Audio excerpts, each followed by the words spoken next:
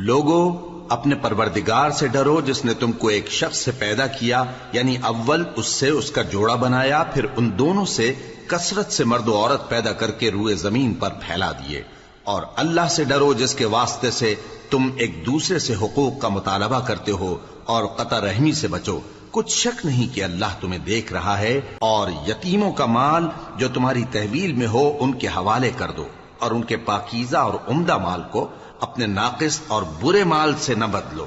اور نہ ان کا مال اپنے مال میں ملا کر کھاؤ کہ یہ بڑا سخت گناہ ہے۔ اور اگر تم کو اس بات کا خوف ہو کہ یتیم لڑکیوں کے بارے میں انصاف نہ کر سکو گے تو ان کے سوا جو عورتیں تم کو پسند ہوں، 2 یا 3 یا 4 ان سے نکاح کر لو۔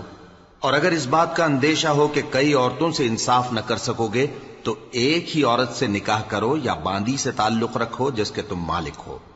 اس طرح تم بے انصافی سے بچ جاؤ گے۔